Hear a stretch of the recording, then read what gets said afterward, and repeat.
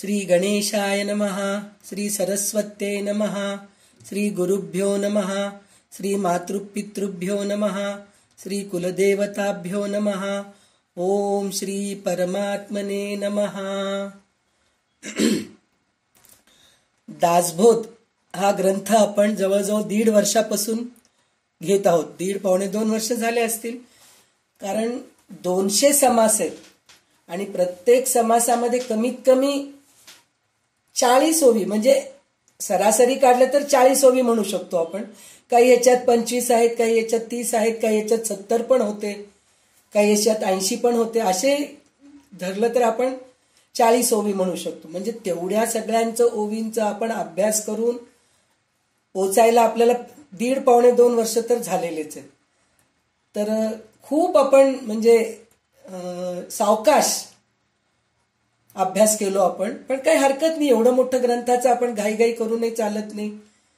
तर त्याच्यामुळे आपल्याला वेळ लागला आहे, तरी सुद्धा उत्तम प्रकारे झालेला आहे अभ्यास आपला. पण ते दासबोधाचा अभ्यास आपण केलो, त्याच्यात बऱ्याचशा गोष्टी आपण शिकलो. म्हणजे प्रत्येक ओवीमध्ये 40, प्रत्येक समासामध्ये 40 ओवी आहेत. तर 200 समास, त्या 200 समास गुणिले 40 केलो आपण, तर 1600 असं आपलं ओवी संख्या होईल. अंदाजा म्हणतीये मी, काहीतरी आता हे करायचं म्हणून. तर तेवढ्या ओवींचा अभ्यास आपण केलो. पण त्या सगळ्या ओवींचं सार आपण सोलिव सुख आणि आत्माराम ह्या 2 छोट्या ग्रंथामध्ये आपण पुन्हा एकदा बघतोय. म्हणजे त्याचं सारांश बघतोय आपण पूर्ण. त्या दासबोधाच्या ग्रंथाचा अभ्यासाचं जे सारांश आहे की नाही, ते ह्या 2 ग्रंथामध्ये बघतो. तर गेल्या आठवड्यामध्ये आपण सोलिव सुख बघितलं, बरोबर 8च्या 8 दिवसाखालीच, गुरुवारच्या दिवशी, गुरुपौर्णिमेच्या दिवशी बघितलं होतं. आणि आज गुरुवार आहे आणि गुरुचाच वार आहे. म्हणजे योगायोग असंच आहे. सोलिव सुख एका दिवसात संपलं, म्हणजे छोटा असल्यामुळे. हे जवळजवळ 200च्या जवळपास ओवी आहेत आत्मारामचे, म्हणून थोडंसं वेळ लागलं. म्हणजे 2-3 क्लास लागले आपल्याला, पण काही हरकत नाही. पण आज गुरुवारच्या दिवशीच संपन्न होणार आहे. तर आज शेवटचा समास आहे. ह्या आत्माराम छोट्याशा ग्रंथामध्ये एकूण 5 समास आहेत. तर त्या 5 समासांमध्ये पूर्ण दासबोधाचं सार आपल्याला पाहायला मिळतंय.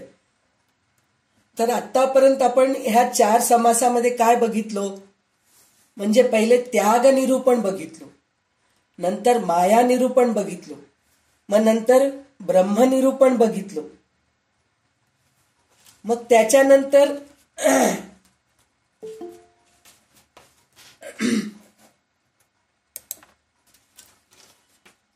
ब्रह्मनिरूपण बघितलो आणि चौथं जे आहे ते आहे साधन निरूपण. म्हणजे साधना कशी करायची, म्हणजे त्याग करायला पहिले सांगितलं. म्हणजे त्याग निरूपण म्हणजे काय त्यागाचं आपल्याला, म्हणजे आपल्याला एका ध्येयापर्यंत पोहोचायचंय, तर त्याच्यासाठी आपण काय काय करायला पाहिजे. पहिले कळून घ्यायला पाहिजे आपल्याला, ज्ञान पाहिजे आपल्याला, पहिले ज्ञानशक्ती आपल्याला पहिले पाहिजे. तर त्याच्यासाठी म्हणून पहिल्या ज्ञानामध्ये आपल्याला काय समजलं की त्याग करायला पाहिजे. त्याच्यानंतर माया म्हणजे काय आहे, म्हणजे हे विश्वनिर्मिती कशी झाली आहे, हे विश्व खरं आहे का खोटं आहे, हे सगळं हे मायामध्ये कळालं. मग त्याच्यानंतर ब्रह्मनिरूपण म्हणून बघितलो आपण. त्या ब्रह्मनिरूपणामध्ये सुद्धा तेच आहे की ब्रह्म सत्य आहे, जगन मिथ्या आहे, हे कळालं आपल्याला. मग त्याच्यानंतर आपण साधनं बघितलो. म्हणजे साधना काय करायची, म्हणजे जे मिथ्या आहे, नाशिवंत आहे, ते सगळं टाकून द्यायचं.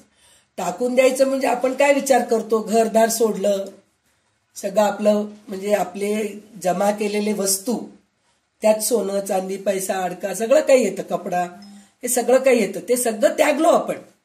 सगळं त्यागून आपण एका आश्रमामध्ये जाऊन राहिलो किंवा एका जंगलामध्ये जाऊन राहिलो किंवा आपल्या घरामध्येच आपण राहिलो, तर आपल्याला वाटतं सगळं नाशिवंत मी सोडून टाकले, आता माझ्याजवळ काहीच नाहीये, मी एकदम निस्संग आहे असं वाटतं.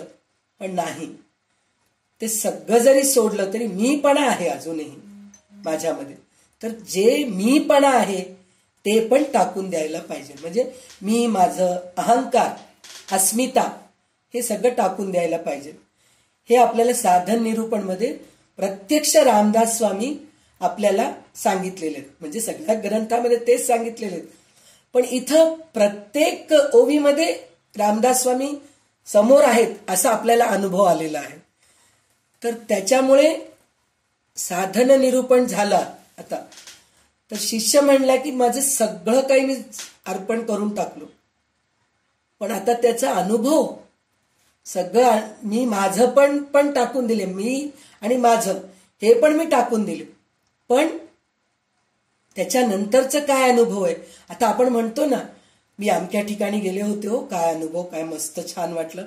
साधा आपण एक लग्नात जातो, एखाद्या लग्नात एखाद्या छोट्याशा कार्यक्रमामध्ये जातो, तिथं जाऊन आल्यानंतर घरी सांगतो ना, काय हो मस्त जेवण होतं, कुठल्या केटररला आणले होते की माहित नाही, लग्न पण खूप छान झालं, मस्त केलेत लग्न, मुलगा मुलगी पण छान आहे, जोडी खूप छान आहे, खूप छान वाटलं. म्हणजे ते एक अनुभवच आहे. म्हणजे ते त्या लग्नाला जाऊन आल्यानंतरचे जे अनुभव आहे आपण लोकांसमोर सांगतो. त्याचप्रमाणे हे आपण अध्यात्माच्या मार्गावर आहोत. तर अध्यात्माच्या मार्गावर आल्यानंतर आपल्याला ब्रह्म काय, माया काय, त्याग करणं काय, साधना म्हणजे काय, बद्ध म्हणजे काय, मुमुक्षु म्हणजे काय, साधक म्हणजे काय, सिद्ध म्हणजे काय, नवविधा भक्ती म्हणजे काय, हे सगळं कळालं आपल्याला. पण ते सगळं कळाल्यानंतरचं जे अनुभव आहे ते कोणासमोर तरी सांगावं वाटतं की नाही. पण इथं शिष्याला प्रत्यक्ष सद्गुरू समोर बसलेले, तर त्यांच्या समोर त्याला सांगायचं चान्स मिळालेलं. तर तो आता काय सांगतोय, शिष्य काय सांगतायत ते आता आपल्याला ऐकायचंय. आणि असंच आपण अभ्यास करत करत आपल्याला पण हाच अनुभवायचा आहे. नुसतं ऐकून सोडून द्यायचं नाहीये. तर ह्याच्यात आपल्याला काय अनुभव आलाय हे आपण आता बघूया.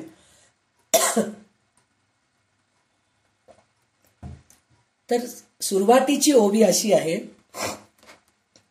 जय जयाजी स्वामी सर्वेशा, आमा आणि अनाथांची या माहेरा, सार्थक झाले जी दातारा, तुमच्या कृपा कटाक्षे. म्हणजे बघा किती छान. म्हणजे त्यांनी पहिले नमस्कार केले स्वामींना. जय जयाजी स्वामी सर्वेश्वरा म्हणतात. म्हणजे स्वामी सर्वेश्वरा म्हणजे तुम्ही सगळ्या ठिकाणी आहात असं त्यांना म्हणायचंय. आत्मस्वरूपाचा प्रत्यक्ष अनुभवावर आल्यावर शिष्य म्हणतो आहे, अहो सद्गुरू स्वामी, आपण प्रत्यक्ष परमेश्वर आहात. आमच्यासारख्या दीन जीवांचे आपण विश्रांती स्थान आहात. म्हणजे आपण म्हणतो ना विश्रांती स्थान, पण काही वेळेस असं म्हणतो ना, काय म्हणतात, लग्न वगैरे झालं किंवा काहीतरी एक कार्यक्रम झालं मोठं किंवा उत्सव झालं काहीतरी, मग आपण म्हणतो श्रमपरिहार करायचंय आपल्याला, मग ते श्रमपरिहार करतो.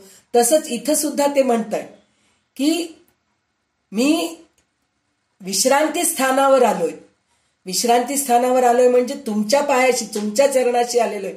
म्हणजे आतापर्यंतचं जे खडतर प्रवास होतं ते खडतर प्रवास करून मी तुमच्या पायाशी आलेला आहो म्हणून सांगतोय.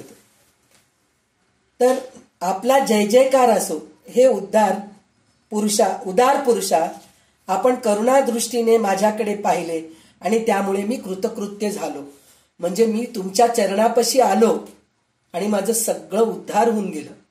तुमचं मन इतकं मोठं आहे, उदार आहे म्हणतात, इतकं मोठं आहे की तुमच्याजवळ तुम्ही काही न ठेवता मला सगळं काही दिलात आणि मला त्याप्रमाणे तुमच्याप्रमाणे मला तुम्ही तयार केलात. तर त्याच्यासाठी मी खूप कृतकृत्य आहे म्हणून म्हणतायत ते. तर दुसरी ओवी अशी आहे, या मनानेच संगती जन्म घेतलेले पुनरावृत्ती, या मनाचेनी संगती जन्म घेतले पुनरावृत्ती, माया माईक असोनी भ्रांती वरपडा झालो होतो. म्हणजे मी मायाच्या ह्याच्यामध्ये अडकून गेलो होतो, मला त्याच्या बाहेरच येता येत नव्हतं. पण तुमच्या संगतीने मी बऱ्याच गोष्टी मिथ्या आहेत ह्या मला कळाले, सत्य काय आहे ते कळालं आणि त्याच्यामुळेच मी वर आलो आणि आता मला तुमच्या चरणाशी स्थान मिळालेलं आहे. आता मला दुसरं काहीही नको. म्हणून तो स्वामींना म्हणतो, जी मी मानवी किंकर एकाएकी झालो विश्वंभर, संदेह तुटला थोर यातायातीचा. म्हणून म्हणलं तर काय, किंकर म्हणजे दास म्हणून आहे. तर इथं महाराज, मी अगदी सामान्य जीव होतो, मी दृश्याचा गुलाम होतो. दृश्याचा गुलाम होतो म्हणलं तर काय, ह्या दृश्य सृष्टीचं मी पूर्ण अधीन झालो होतो. तेच खरं आहे असं समजत होतो. देहच खरं आहे असं वाटत होतं.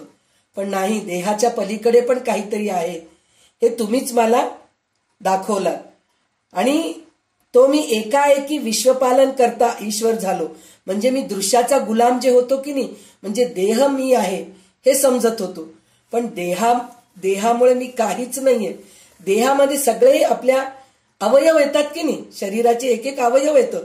डोळे, नाक, कान, डोक, तोंड, हात, पाय, पोट, सगळं काही येतं. तर देहाचं एखादं जरी अवयव जरी निघून गेलं तर आपलं जीव तर राहतंय की नाही. असं आपल्याला कितीतरी वेळा असं होतं. काही स्त्रियांना गर्भाशयाचं काहीतरी अडचण होते, मग डॉक्टर म्हणतात की गर्भाशयाची पिशवी काढून टाकावं लागतं. मग गर्भाशयाची पिशवी काढल्यानंतर आपण जिवंत तर आहोत ना, अवयव गेलं म्हणजे देह, आपल्या देहाचा एखादा अवयव जरी गेलं तरी आपल्याला काही नुकसान नाही. डायबिटिक जे रोगी असतात त्यांना, मधुमेहाचे जे रोगी असतात त्यांना काहीतरी कुठेतरी इजा झालेला असतं हाताला, पायाला, तर मग ते फार सडून जातं. म्हणजे तेच मधुमेहाचे हे असल्यामुळे, रोगी असल्यामुळे ते भाग सडून जातात. तर ते भाग काढावं लागतं त्यांचं. पायाचे बोट म्हणा, हाताचे बोट म्हणा, पाय काढतात, काही लोकांचे गुडघ्यापर्यंत पाय काढतात, असं सगळं होतं. तरी पण आपण राहतो. डोळे, वयामानाने डोळे जातात तरी आपण जिवंत राहतो. कान ऐकायला येत नाही तरी आपण जिवंत राहतो. तर हे देहबुद्धी जे आहे की नाही, मी देह आहे, ह्या देहामुळे काही नाही. पण देहामुळेच आपण ह्या सगळ्या गोष्टी करू शकतो, अध्यात्म करू शकतो. डोळे चांगले असले तर चांगलं वाचू शकतो, कान चांगले असले तर चांगलं श्रवण करू शकतो, जिभेतील, तोंडातील दात, जीभ वगैरे चांगलं असलं तर चांगलं स्तोत्र पठण करू शकतो, चांगले चांगले ग्रंथ वाचू शकतो. आपण ह्या सगळ्या गोष्टी करू शकतो. पण ते नसलं तरी आपण जगू शकतो, हे तर खरं आहे. तर त्याच्यामुळेच देह मी आहे असं आपण समजायचं नाही. म्हणून त्याच्यामुळे मी गुलाम झालो होतो, पण आता मी विश्वपालन करता ईश्वर झालो म्हणतात. म्हणजे विश्वपालन करता ईश्वर म्हणून म्हणलं तर बघा, ब्रह्मा विष्णूच्या लेवलला पोचलो, ही ती त्यांची स्थिती आहे. तर हे स्थिती येणंच महत्वाचं आहे. त्यामुळे मी जन्ममरणाच्या मोठ्या चिंतेतून व त्रासातून मुक्त झालो. मला आता जन्म आलं तर काय, मरण आलं तर काय, मला कशाचंही दुःख नाही. असं म्हणायचं नाही की मला आता पुढचं जन्म नको रे बाबा, हे नाही. जर माझं संचित कर्म काहीतरी असेल तर मी पुन्हा जन्म घेईन, पण पुन्हा मला हेच कार्य करायला मिळू दे.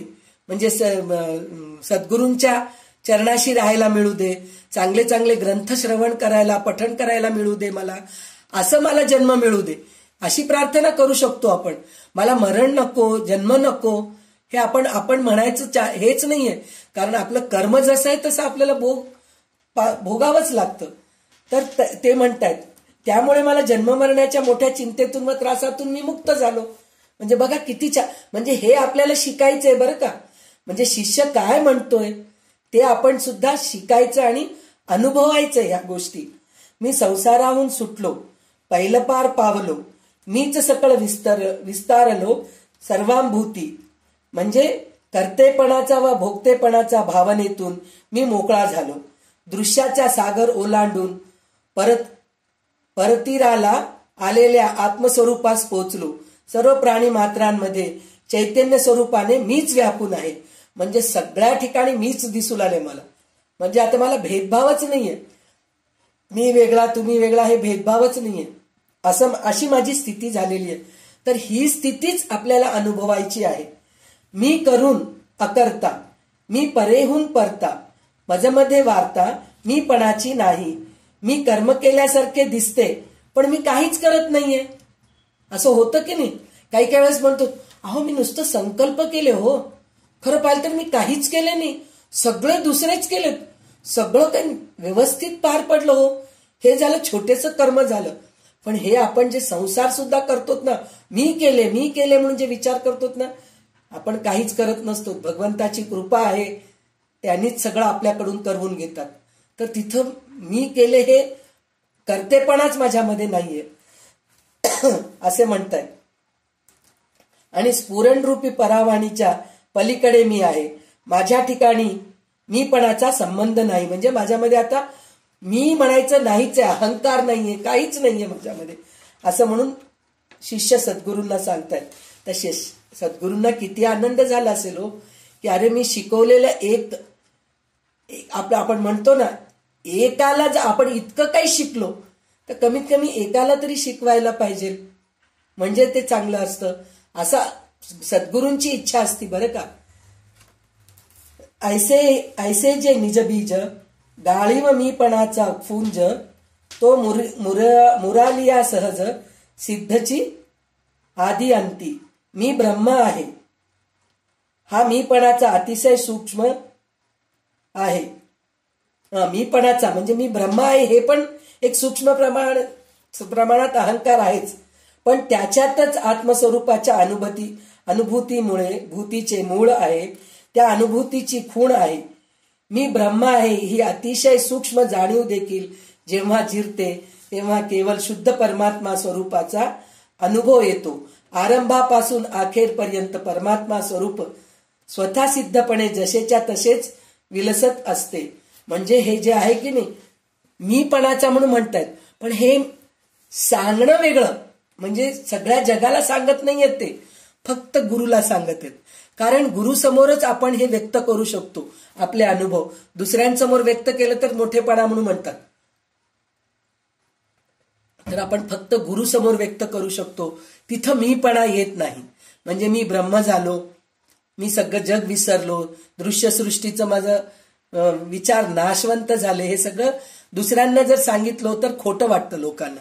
पण हे शिष्य गुरुसमोर सांगितलं तर ते एक प्रकारचं आनंद असतं. आणि आपण बरोबर वाटेवर जाऊ लागलोत की नाही हे सुद्धा आपल्याला गुरु सांगतात. त्याच्यामुळे गुरुसमोर आपण सांगू शकतो. ऐसा शिष्याचा संकल्पू जाणोनी बोले भवरिपू, संसार सर्प भग्न दर्पू केला जेणे. याप्रमाणे शिष्याने स्वतःच्या अनुभवाने स्थिर झालेला स्वरूप निश्चय सांगितला. स्वामींनी तो ऐकला. स्वामी कसे आहेत? स्वामी जन्ममरणाचे शत्रू आहेत. शिवाय कर्तेपणाचा जो सर्प आहे त्याचा अभिमान त्यांनी नष्ट केला. म्हणजे आपल्यामध्ये सर्प सळसळ करत राहतं, मीपणाचं गप्प बसत नाही. तर जसं सर्प गप्प बसत नाही, सळसळ राहतं, त्याप्रमाणेच आहे. तर त्याप्रमाणे त्या सर्पाचं दंश केलेत. म्हणजे अभिमानाचा सर्प जो आहे त्याचं स्वामी हे केलेले आहेत, नाश केलेले आहेत. आणि दुसरी गोष्ट काय म्हणून म्हणतात, स्वामी जन्ममरणाचे शत्रू आहेत. म्हणजे त्यांना ते शत्रू जन्ममरणाचं त्याला विचारच नाहीये, त्याच्या वाटेलाच जात नाहीत ते.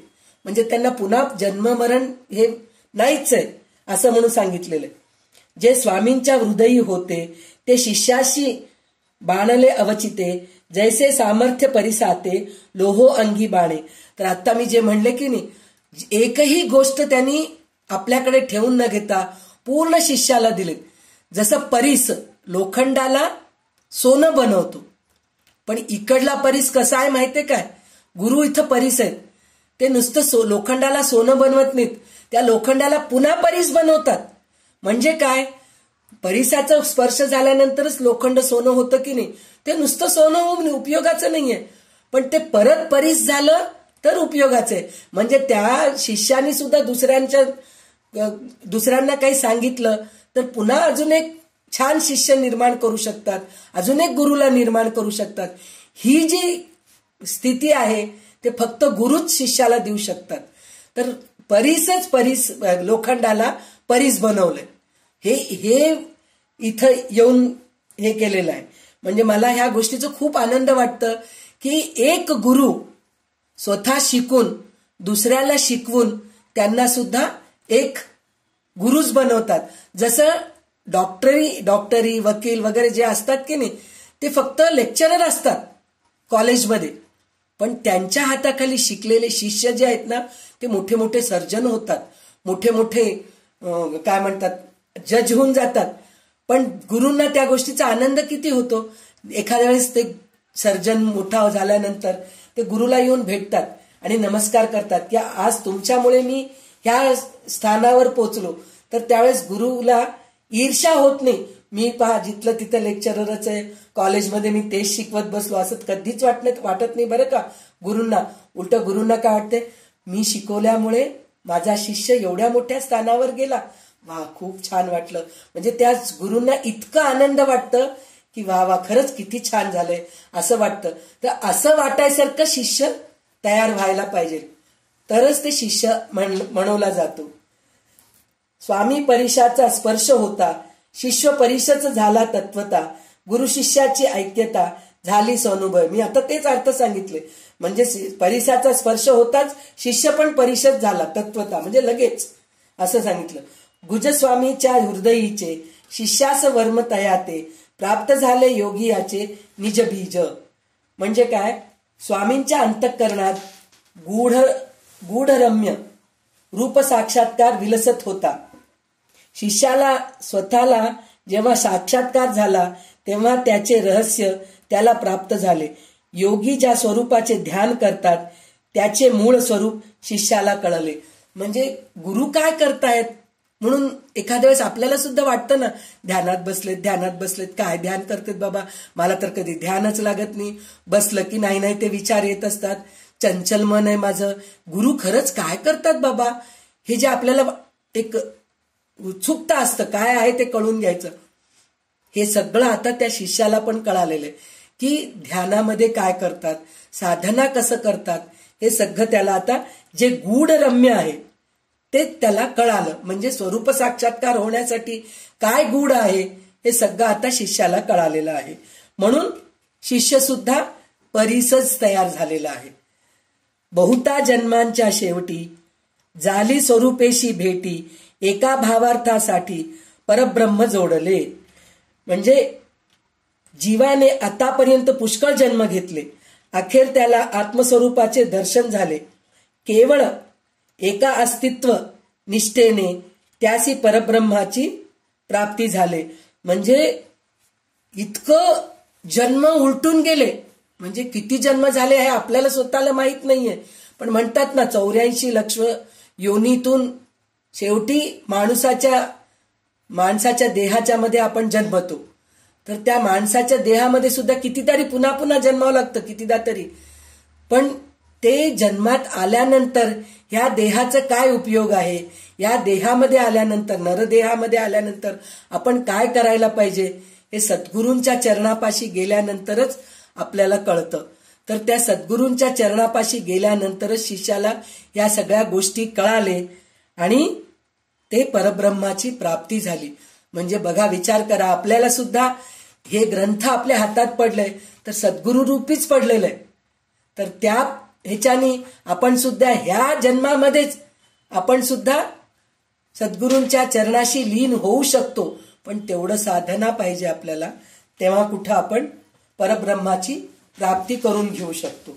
जो वेदशास्त्रांचा गर्भ निर्गुण परमात्मा स्वयंभ, तयाचा एकसरा लाभ जाला सद्भावे. परमात्म स्वरूप हेच सर्व वेदांचे व सर्व शास्त्रांचे सारभूत आहे, सारभूत तत्व आहे. परमात्मा गुणातीत आहे, अतींद्रिय आहे, तो स्वतः सिद्ध आहे, त्यास कोणी निर्माण केला नाही. त्याच्या अस्तित्वाबद्दल म्हणजे खरेपणाबद्दल अगदी पूर्ण भावना झाल्याबरोबर अकस्मात त्याचे दर्शन घडले. म्हणजे हे जग निर्माण करणारा कोणी नाही, हे जग निर्माण झालेलंच नाहीये. जरी झाली तरी हे सगळं नाशवंत आहे, त्या जगाशी माझं काही देणं घेणंच नाहीये. आणि हे निर्माण केलेले जे सूक्ष्म रूप आहे त्याच्याबद्दल जर आपण विचार केलो आणि ते आपल्याला खरं काय कळालं, तर त्या क्षणी आपल्याला जे परमात्मा स्वरूप आहे ते आपल्याला दर्शन घडतं, आत्मसाक्षात्कार होतो. पण इथं आत्मसाक्षात्कार म्हणजे काय? सगुण रूपी साक्षात्कार होत नाही. ते आपल्या एका आनंदामध्ये आपण आनंद स्थितीमध्ये राहतो, तेच साक्षात्कार आहे असं इथं आपल्याला थोडंसं कळतंय. जे ब्रह्मादिकांचे माहेर, अनंत सुखाचे भांडार, जेणे हा दुर्गम संसार सुखरूप होय. परमात्मा ब्रह्मदेवादी देवांचे आश्रयस्थान आहे. तो परमानंदाचे कोठार आहे. त्याचे दर्शन झाल्यावर पार करण्यास कठीण असलेला हा संसार आनंद रूपच बनतो. म्हणजे काय? हे संसार खोटा आहे हे कळाल्यानंतर आणि परमात्माचं प्रत्यक्ष दर्शन झाल्यानंतर आपल्याला हे सगळं खोटच वाटतं आणि ह्याच्यामध्ये आपल्याला राहायची इच्छा राहत नाही. पण शरीर जितकं दिवस दिलेलं आहे, शरीरामध्ये जीव जितकं दिवस आहे तितकं दिवस आपल्याला राहायचंय. तर ते असलेल्या तेवढ्या दिवसामध्ये आपण नामस्मरणामध्ये, सत्कर्मामध्ये आपण वेळ घालवून आपण जगतो. त्या जगण्यालाही आपण कंटाळा करत नाही. आता मला झालंय बाबा आत्मदर्शन, नको बाबा मला आता राहायचं गरज नाहीये, स्वस्वरूपाचं माझं दर्शन झालेलं आहे, परमेश्वराचं साक्षात्कार झालेलं आहे, आता मला राहायचं नाही, मी जातो, मला जायचंय, अशी तळमळ नसती. आहे ना मी ह्याच्यामध्ये, पण मी आनंदी आहे. देव जेव्हा घेऊन जाईल, मला काही फरक पडत नाही. ह्या स्थितीला आपण पोचतो. ऐसे जयास ज्ञान झाले, त्याचे बंधन तुटले, येरा नासोनीच चढले, सदृढ अविवेक. असे आत्मज्ञान ज्यास होते त्याची जीवपणाची सारी बंधने सुटतात. आत्मज्ञान ज्यांना होत नाही त्यांना मुळातच नसलेले बंधन आत्मानात्म विवेकाने अभावी घट्ट जडते. तर ह्याचा अनुभव आणि ह्याचं जे प्रत्यक्ष मी जे अनुभव घेतले ते माझ्या सद्गुरूंच्या ठाई घेतले मी. कारण काय? त्यांना शेवटच्या काळात खूप भयंकर असं एखादं हे झालेलं होतं, म्हणजे जे डिसीज झालं होतं, तर त्याचे त्यांना खूप यातना होतं असं आम्हाला वाटत होतं. पण ते म्हणत होते मला काहीच होत नाहीये, मी परमानंदामध्ये आहे. आणि त्यांच्या चेहऱ्यावर दिसत होतं परमानंदात आहेत म्हणून. ते इतकं त्यांना आम्ही असं प्रत्यक्षात बघितलेलं आहे की त्यांना काही त्रास होत, आम्हालाच वाईट वाटत होतं, अरे त्यांना काही त्रास होतोय का. शरीर सगळं दिसायचं, म्हणजे काय, पोट मोठं झालेलं दिसायचं, एकदम रोड झालेले दिसायचं, चालायला येत नव्हतं, शेवटी उठायला सुद्धा येत नव्हतं, शेवटी त्यांचं पाय त्यांना उचलायला सुद्धा येत नव्हतं. तरी सुद्धा त्या परिस्थितीत सुद्धा ते आनंदी राहायचे. ते म्हणाले नाही भगवंता संपलं रे बाबा, आता मला घेऊन जा, मला या शरीर दुःखामधून मला पार पाड, असं कधीच म्हणले नाहीत. ते कोणासमोरही म्हणले नाहीत. ते म्हणत होते आहे ना मी ब्रह्मानंदात आहे, मी माझ्या नामस्मरणात आनंदी आहे. म्हणजे ही स्थिती जी आहे की नाही, ही शेवटची स्थिती आहे. आपण थोडं जरी काही झालं की लगेच म्हणतो नको रे बाबा, कोणाच्या हातून एक ग्लास पाणी घ्यायला नको, असं माझा जीव जाऊ दे, पटकन जीव जाऊ दे, ही आपली इच्छा असते. त्यांना ती इच्छा पण नव्हती. किती दिवस ठेवतोस ठेव बाबा, माझं कर्मभोग आहे ते मी भोगीन, म्हणून अशा स्थितीमध्ये ते राहायचे. जे असे म्हणतात ना ते अविवेकी आहेत. आणि जे खरोखर परमात्माला अनुभवलेत, साक्षात्कार झाले, त्यांचं हे दृश्यसृष्टी, देहबुद्धी, हे सगळं अविवेक जे आहे ना ते सगळं निघून जातं आणि परमेश्वरांच्या अनुसंधानामध्येच ते असतात. अशी स्थिती त्यांची होते. संदेह हेची बंधन, निशेष तुटला तेची ज्ञान, निसंदेही समाधान होये आपैसे. म्हणजे स्थिरभाव नसणे, मन दोलायमान असणे, हेच बंधनाचे स्वरूप आहे. म्हणजे बंधन कशाने होतं? स्थिरभाव नसतं, आपलं संशय असतं, हे काय, हे बरोबर आहे का, ते बरोबर आहे, हे करू का ते करू. आणि डोलायमान म्हणजे डोलत राहतो, इकडे जाऊ का तिकडे जाऊ, असं ते भावली असती पाय, त्याच्या नाकावर ते किक मारलं की असं असं होत राहते. तसं आपण आहोत. म्हणजे आपल्याला हे दृश्यसृष्टी आपल्या नाकावर मारते आणि आपण डोलत राहतो, असं आपली परिस्थिती होते. संशय संपूर्णपणे मिटणे, भाव सद्भाव होऊन स्थिर होणे, हेच ज्ञानाचे स्वरूप आहे. म्हणजे हे जे संपूर्णपणे संशय मिटते, म्हणजे संशयच नसतं, कोणत्या गोष्टीची काळजीच नसते, तेच आपल्याला शेवटी परमेश्वराच्या चरणापाशी, सद्गुरूंच्या चरणापाशी घेऊन जाते. प्राणियास माया सुटेना, अभिमाने त्रिपुटी तुटेना, वृत्ती स्वरूपी फुटेना, स्फूर्ती रूपे. सामान्य माणसाचे दृश्यावरील प्रेम काही सुटत नाही. त्याच्या अंगी मीपणा असतो. मीपणाच्या पायी तो कर्ता, कर्म व क्रिया या त्रिपुटीमध्ये वावरतो. त्यामुळेच दृश्याच्या वृत्तीचे रूपांतर होऊन आत्म्याची स्फूर्ती होते. म्हणजे काय? त्रिपुटी म्हणजे काय? हे मी करतोय म्हणजे आता क्रिया, कर्म आणि कर्ता. म्हणजे कर्ता म्हणजे मी करणारा, क्रिया म्हणजे शेवटी जे करतो ते, आणि कर्म म्हणलं तर आपण ज्या गोष्टीसाठी आपण कर्म करणार आहोत ती गोष्ट म्हणल्यासारखं. म्हणजे तिन्ही गोष्ट गरज नाहीये. आता मला साधना करायची गरज नाहीये, मला ध्येय गाठायची गरज नाहीये, मला परमेश्वराच्या चरणी जायचा विचार नाहीये, मी स्वानंदामध्ये आहे. ही स्थिती तिथं उरते म्हणून सांगितलेलं आहे. तर आता 17वी ओवी जे आहे की नाही, जे मायाजाळी पडिले ते ईश्वराशी चुकले, ते प्राणी सापडिले वासना बंधी. म्हणजे जे मायाजाळी म्हणजे मायाच्या जाळामध्ये जे अडकलेत, जाळेमध्ये अडकलेत, ते ईश्वराशी चुकले म्हणजे भगवंताच्या चरणाशी चुकले, म्हणजे ते तिथपर्यंत जाऊच शकत नाहीत. ते प्राणी सापडले वासना बंधनी म्हणून सांगितले. म्हणजे ह्याच्यामध्ये एक आपल्याला काय, एक श्लोक आहे, त्याचे श्लोक असा आहे की मातृवत परदारेषु परद्रव्येषु लोष्टवत आत्मवत सर्वभूतेषु यः पश्यति स पश्य पंडितः म्हणून सांगितलेले. म्हणजे ह्याच्यामध्ये मातृवत परदारेषु म्हणून म्हणजे ही स्थिती यायला पाहिजे. ह्या श्लोकाचा अर्थ असा आहे की ह्या स्थितीला आल्यानंतर मायाजाळीत आपण अडकत नाहीत. ईश्वराच्या जवळ जाण्याचा आपल्याला भीतीच राहत नाही. ईश्वराकडे निघूनच जातो, एकदम मार्ग सोपा मिळून जातं आणि ते पुन्हा प्राणीच्या जन्मामध्ये अडकत नाहीत आणि वासना बंधनमध्ये राहत नाहीत असं म्हणून सांगितलंय. तर ते श्लोक असं आहे, मातृवत परदारेषु म्हणजे जो व्यक्ती परस्त्रीला आईप्रमाणे बघतो, फक्त बायकोला सोडून सगळ्यांना आईप्रमाणे बघतो तू. आणि काही वय झाल्यानंतर बायकोला सुद्धा आई बघायला लागतात. खरंय, कारण होत नाही, आई केल्यासारखं कोणीच करत नाहीत. बायको सुद्धा आईच होऊन जाते शेवटी. तर ही स्थिती असते. म्हणजे आपण परस्त्री म्हणून म्हणलं तर आता आपण सुद्धा पुरुषांच्या बद्दल विचार, म्हणजे हे जे श्लोक वगैरे लिहिलेले आहेत ते सगळं पुरुषांबद्दल लिहिले आहेत, आपल्याबद्दल काही लिहिले नाहीत असं आपण विचार करायचं नाही. पण आपल्याला ते स्त्रीच्या बद्दल पण सांगितलेले आहेत ना. काही वेळेस भोजनाच्या वेळेस जेव घालताना आईसारखे राहते, झोपताना बायको राहते, हे श्लोक सुद्धा आहे ना आपल्याबद्दल. त्याचप्रमाणे परस्त्रीला मातृवत जो बघतो आणि जो व्यक्ती दुसऱ्यांच्या संपत्तीला मातीच्या ढेकळ्या समान बघतो, म्हणजे कचरा मातीचं ढेकूळ असतं की नाही ते विरून जातं पहा, तसं समजतो. म्हणजे दुसऱ्यांचं द्रव्य, आपल्याला नेहमी दुसऱ्यांच्या गोष्टीवरच जास्त अभ्यास असतो. त्यांचं घर किती छान आहे, त्यांची गाडी किती छान आहे, त्यांची साडी किती छान आहे, त्यांचे दागिने किती छान आहेत, ती दिसायला किती सुंदर आहे, तिचे केस किती लांब आहेत, माझे केसच चांगले नाही, कोथमीर कट्ट्यासारखं एवढूसच आहे.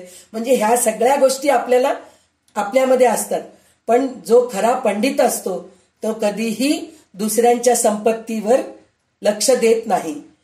आणि जो व्यक्ती आत्म्याप्रमाणे सगळ्या भूतांना, सर्व सजीवांना मानतो तोच खरा पंडित किंवा ज्ञानी आहे म्हणून सांगितले. म्हणजे आत्मवत सर्वभूतेषु, आत्मवत सर्वभूतेषु म्हणून तर माझा आत्मा जसा आहे तसंच सगळ्यांचा आहे हेच विचार करतात. हॅलो श्रद्धा, मी क्लासमध्ये आहे, नंतर बोलते. मी नंतर बोलते. हो, क्लासमध्ये मी नंतर बोलते.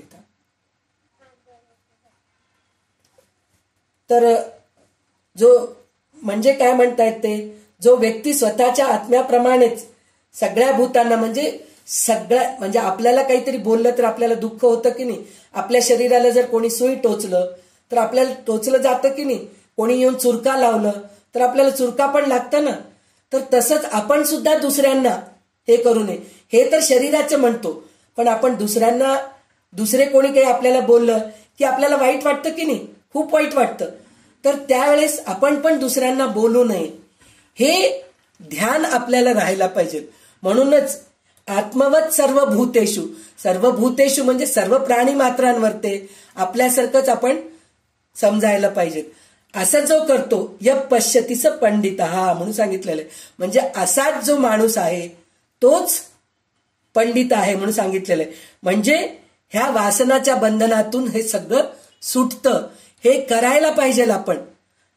मातृवत परदारेषु परद्रव्येषु लोष्टवत आत्मवत सर्व भूतेषु य पश्यती स पंडित म्हणून सांगितलेलं आहे. म्हणजे जर असं जर वागलो आपण तर आपण मायाजाळात अडकत नाहीत, ईश्वराशी चुकत नाहीत आणि पुन्हा पुन्हा जन्म घेत नाहीत आणि वासना बंधनामध्ये राहत नाहीत आपण. हे आपल्याला सांगितलेले. जयाचे दैव उदेले तयासी ज्ञान प्राप्त झाले, तयाचे बंधन तुटले निसंगपणे.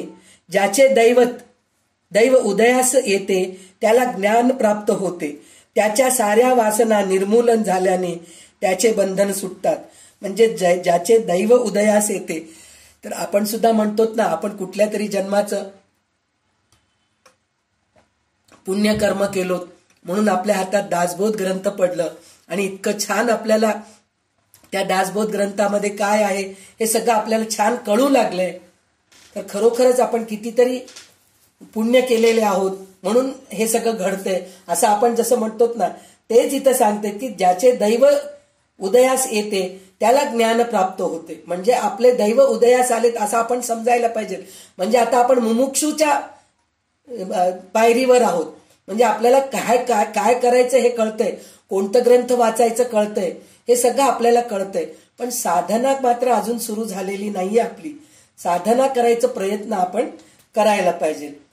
त्याच्या साऱ्या वासना निर्मूलन झाल्याने त्याचे बंधन सुटते. आपण जर साधना करायला जर सुरुवात केलो खरोखरच तर आपले सुद्धा ह्या सगळे बंधन सुटतात.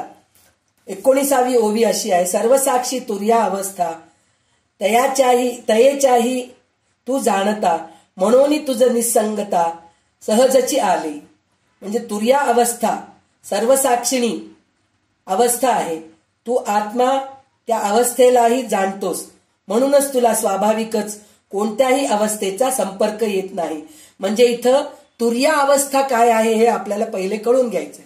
म्हणजे इथं स्वप्न, जागृती, स्वप्न, सुषुप्ती आणि हे आपल्याला 3 अवस्था आहेत. हे कसं अज्ञानी आहे हे 3 अवस्था. चौथी जी अवस्था आहे ती तुरिया अवस्था आहे. म्हणजे जागृती, स्वप्न, सुषुप्ती, तुरिया असे 4 खरं अवस्था आहेत. पण हे 3 अवस्थाच अवस्थात्रयातीता आपण जे गणपती अथर्वशीर्ष मध्ये म्हणतो की नाही, अवस्थात्रयातीता म्हणजे या 3 अवस्थेच्या पलीकडे जाऊन मी तुरिया अवस्थामध्ये येण्यासाठी गणपतीच्या मी शरणे जात आहो असं या गणपती अथर्वशीर्ष मध्ये आहे. तर हे 3 अवस्था कोणचे? जागृती, स्वप्न, सुषुप्ती. जागृती म्हणजे आता आपण जे बोलतोय चालतोय आपल्याला सगळं कळतंय जागृती. पण स्वप्न जे आहे ना झोपल्यानंतर पडतं, आपण प्रत्यक्ष नसतो तिथं, पण झोप झाल्यानंतर आपल्याला कळतं की आपल्याला स्वप्न पडलंय. आणि त्याच्यानंतर सुषुप्ती, गाढ झोप, त्याच्यामध्ये स्वप्न पण राहत नाही. पण ते सुद्धा आपल्याला जागा झाल्यानंतर कळतं ना, स्वप्न नाही, काय आवाज आला नाही हो, काय बाहेर इतकं गोंधळ चाललं होतं, मला म्हणलेत काहीतरी बाहेर गोंधळ चालू होतं पण मला काही ऐकू आलं नाही हो. घरासमोर वरात गेली, बँड वाजवत गेलं, मला कळालंच नाही, इतकी गाढ झोप लागली असं म्हणतो की नाही. म्हणजे गाढ झोपीचं सुद्धा आपल्याला कळतंय.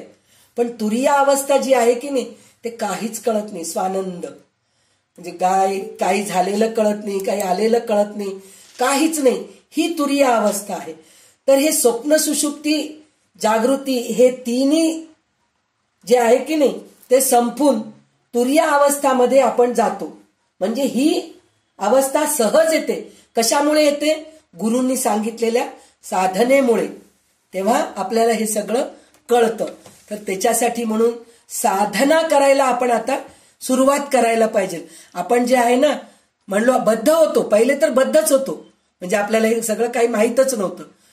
जरी माहीत झालं तरी काय करावं हे माहीत नव्हतं, वेळ नव्हतं, संसारामध्ये आपण अडकलेले होतो. मग त्याच्यानंतर आपल्याला आता मुमुक्ष रस्त्यामध्ये आलो आपण. आता आपल्याला वेळ मिळतंय थोडंसं, त्या आपण सत्कर्माला लावायचा विचार करतोय, चांगले चांगले ग्रंथ आपण हातात घेतोय, चांगला अभ्यास करतोय. तर हे सगळं करायचं करतोय, पण तितक्या चांगल्या प्रमाणात किंवा तितक्या कठोर ह्याच्याने आपण साधना करत नाहीयेत. तर ती साधना जर केलो तर खरोखरच ह्या जन्मामध्ये मोक्षपदाला आपण पोचू शकतो, हे रामदास स्वामी इथं आपल्याला सांगत आहेत. आणि त्याच्यानंतरचं 20वी ओवी जी आहे की नाही, आपणासी तू जाणसी तरी तू ही नव्हेसी, तूपणाची कायेसी मात स्वरूपी. मी आत्मस्वरूप आहे असे जाणले तर ते जाणणारा पूर्ण परमात्म स्वरूप झालेला नसतो. परमात्म स्वरूपामध्ये मीपणाला मुळीच वाव नसतं. म्हणजे जसं मी आत्मस्वरूप आहे म्हणून आपण अहंकारामध्ये जातो, तर त्या अहंकारामध्ये गेलं तर परत पायरी घसरून खाली पडतो, आपण अधोगतीला जातो.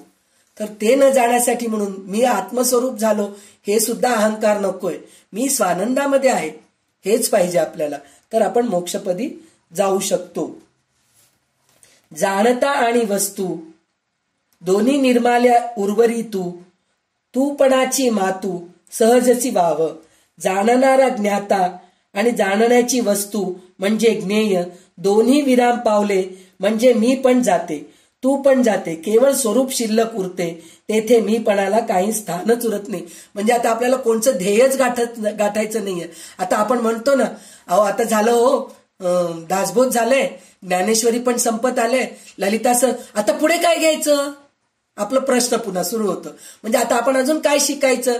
पण ह्या स्थितीला आपण म्हणजे असं म्हणून आपण शिकायचं नाही असं विचार करू नका बरं का. चला का ताई, झालं आता दासबोध झालं, ललिता सहस्रनाम संपत आलं आणि ज्ञानेश्वरी पण संपत आलं, आता क्लास थांबवा, आम्हाला सगळं आत्मज्ञान झालं, असं नाही. आपल्याला आपण मुमुक्षूच्याच द्वारात आहोत, अजून साधक पण झालेले नाहीयेत. पण जे खरोखर साधना करतात, जे सिद्धावस्थात पोचतात, त्यांना कोणचं ध्येय गाठायची गरजच नाहीये. आता मला परमेश्वराच्या पायी जायचंय, मला पुनर्जन्म घ्यायचं नाही, हे काही विचार नाहीये, स्वानंदात असतात. तर सहजची वाव म्हणजे तितकं ते सहज होऊन जातात. नंतर 22वाचं आता इथं ग्रंथाचा उपसंहार सांगतायत. आता असो शब्द पल्हाळ तुझे तुटले जन्ममूळ, काजे नाशिवंत सकळ मदार्पण केले. म्हणजे जे नाशिवंत जे सगळं आहे की नाही, ते सगळं तू मला अर्पण केलास, म्हणून आता हे शब्दाचं पल्हाळ नको, म्हणजे तेच तेच बडबड करणं नको, खूप बडबड झालेलं आहे.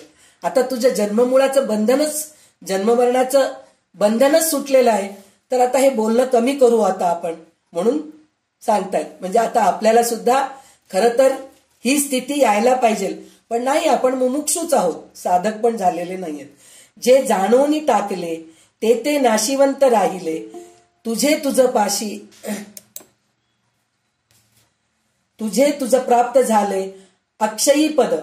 म्हणजे काय, अक्षय पद तुला मिळाले, म्हणजे जे क्षय होत नाही, म्हणजे जे संपत नाही, जे नाश होत नाही, असं अक्षय पद तुला मिळालेलं आहे.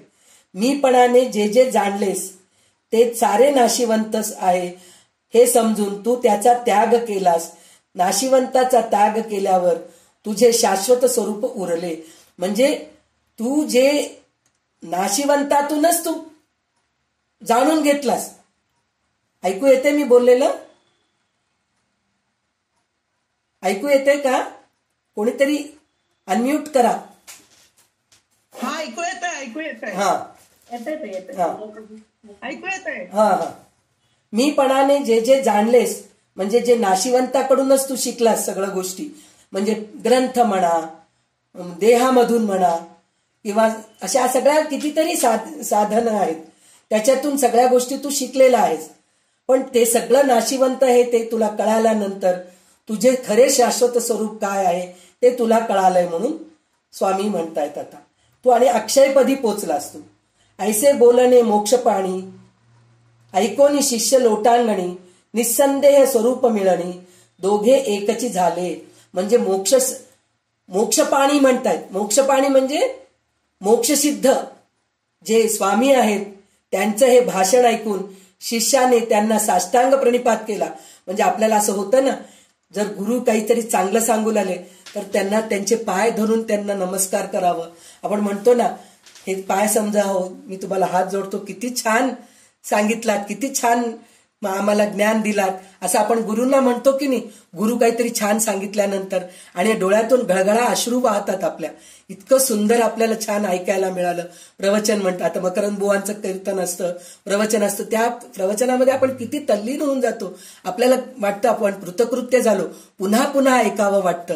तर असं इथं शिष्याला झालेलं आहे. आणि शिष्य काय म्हणतात, मोक्षपाणी म्हणतायत, म्हणजे मोक्षाचे अधिकारी तुम्ही, मला तुम्हाला नमस्कार करावा वाटतं. आणि नमस्कार केलं त्यांनी. आणि ते झाल्यानंतर गुरु आणि शिष्य दोघे स्वस्वरूपी लीन झाल्याने दोघे एकमेकांशी समरस झाले, यात शंका नाही. म्हणजे दोघही एकसारखेच झालेत. त्याच्यामध्ये गुरु कोण शिष्य कोण कळत नाहीये, असं ते दोघही झालेले आहेत. ऐसा कृपाळू स्वामी राव, आदी पुरुष देवादी देव, शिष्याच निजपदी ठाव, ऐक्य रूपे दिधला. म्हणून म्हणलं तर देवांचा देव आणि साक्षात सच्चिदानंद स्वरूप ईश्वर झालेले असलेले स्वामीराज अतिशय दयावंत आहेत. त्यांनी शिष्याला आत्मस्वरूपाच्या ठिकाणी अभिन्नपणाने स्थापन केले. म्हणजे इतके दयावंत स्वामी आहेत, त्यांनी शिष्याला पण आपल्या पदावर आणून घेतले. आपण असं करतो ना, या छोट्या बाळाला सुद्धा आपण पहा, असं खेळत राहतं खाली, मग त्याला घेऊन आपल्या मांडीवर बसून घेतो. तर त्याचप्रमाणे शिष्याला स्वतःच्या मांडीवर बसून गुरुस्थानी त्यांना स्थापन केले. असं अनुभव शिष्याला आलेले. बघा, हे अनुभव किती सुंदर आहेत. जो शिष्य स्वामीस शरण गेला आणि संदेह वेगळा झाला, जेणे जन्मसार्थक केला, तो देवासी दुर्लभ म्हणून सांगितलंय. म्हणजे काय, इथं जो शिष्य आपला मीपणा सद्गुरूच्या चरणी पूर्णपणे अर्पण करतो, त्याचे आत्मस्वरूपाबद्दलचे सारे संशय नाहीसे होतात आणि त्याच्या जन्माचे सार्थक होते. असे सार्थक देवांना देखील दुर्लभ आहे. म्हणून देवांना सुद्धा दुर्लभ आहे. कशासाठी म्हणतात, तर ह्याचं एक छान गोष्ट आपल्याला भागवतामध्ये येतं, गोकर्ण महात्म्यामध्ये, की नाहीतर भागवत महात्म्यामध्येच येतं. तर त्याच्यामध्ये त्यांनी काय सांगितलेलं आहे, जेव्हा नारद मुनी शुकमुनी परीक्षित राजाला भागवत सांगत होते, तर सगळे देवादिदेव आले म्हणे ऐकायला, बसले आणि म्हणाले की आमच्याजवळ अमृत आहे, हे आम्ही परीक्षिताला देतो, कारण त्याचा जन्म मृत्यू टळण्यासाठी तो भागवत ऐकतोय. पण खरं तर परीक्षित राजा मृत्यू टळण्यासाठी ऐकतच नाहीये. आता उरलेले 7 दिवस सार्थकी कसं लागावं ह्यासाठी म्हणून तो भागवत ऐकलेला आहे. पण देवांना असं वाटलं की तो मृत्यू टळण्यासाठी म्हणून भागवत ऐकतोय. म्हणून ते सगळे देव अमृताचं कलश घेऊन येतात आणि शुकमुनींना म्हणतात, हे अमृत कलश तुमच्या हातात देतो, तुम्ही परीक्षित राजाला पाठवा आणि भागवत कथा आम्हाला द्या. तर त्यावेळेस शुकमुनी म्हणतात, तुम्ही त्या पात्रतेचेच नाहीत, तुम्ही अमृत घेऊनच आनंदी आहात, तर त्याचा उपयोग नाहीये. जो खरोखर मनापासून भागवत ऐकतो तोच सार्थकीय होतो, म्हणजे ब्रह्मपदाला पोचतो.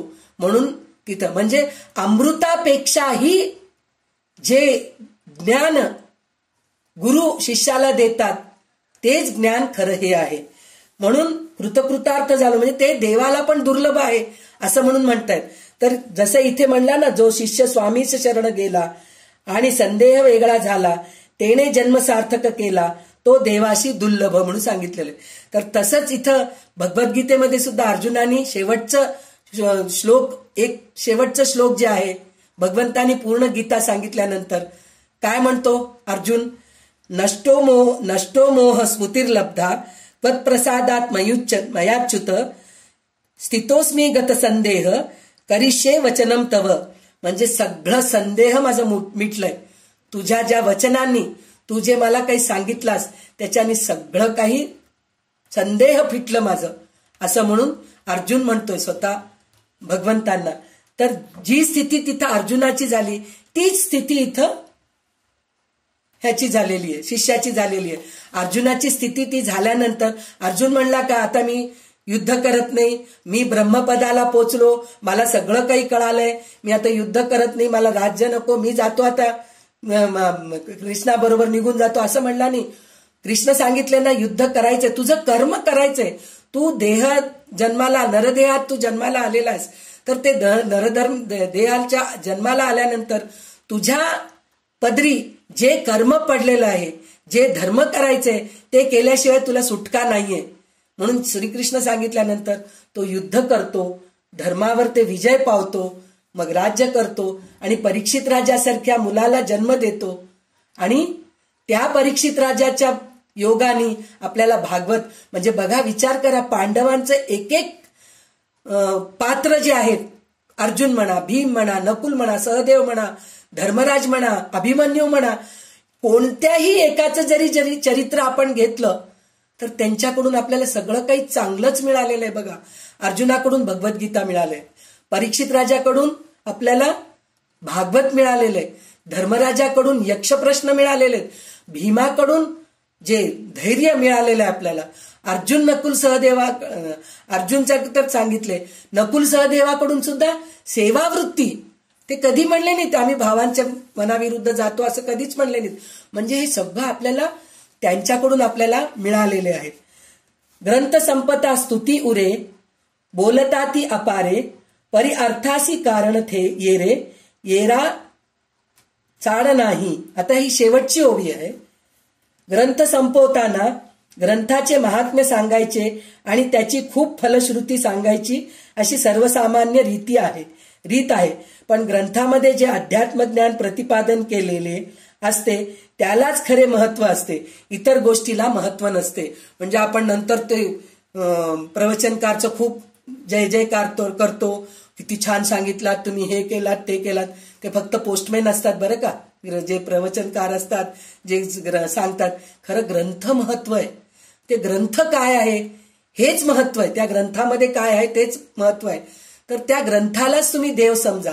ते प्रवचनकार कीर्तनकारलाच आपण जय जय जय जय करत राहतो, तर तसं नाहीये. पण आहे ते सांगतात म्हणूनच आपल्याला कळतंय, हे पण आहे. पण तसं म्हणून ग्रंथाला विसरू नका. आपण ते ऐकतो आणि ग्रंथ पुन्हा बांधून ठेवून देतो, तसं नाही करायचं. परत त्या ग्रंथाचं पुन्हा पुन्हा पुन्हा पुन्हा पारायण करायचं, त्याचा अर्थ कळून घ्यायचं. हे केलं तरच आपण आपला जन्म सार्थकी लागतो. इति श्री आत्माराम रामदासी पूर्ण काम, निसंदेह झाले अंतर्याम सद्गुरु चरणी. म्हणजे भगवंताच्या भक्तांना आत्मकाम व पूर्ण काम करणारा आत्माराम ग्रंथ येथे संपला. म्हणजे आत्मकाम म्हणजे आपण काय आहे हे कळवण्याचं काम हे आत्मारामाने केलेलं आहे. स्वरूप काय आहे आपलं, आत्मस्वरूप काय आहे, हे काम हे आत्माराम ग्रंथ आपल्याला करून दिलेलं आहे. येथे ग्रंथ संपला. सद्गुरूच्या चरणी बसून तो श्रवण केल्याने मनामधील सारे संशय दूर झाले. तर आता आपण हे दूर झाले संशय, पण परत परत वाचले तर अजून नवीन नवीन आपल्याला संशय नाही असं वाटतं. पण पुन्हा पुन्हा जर ग्रंथ पठण करू लागलो तर अरे हे आपल्याला कळालंच नाही, हे आपल्याला अनुभवायला मिळतं.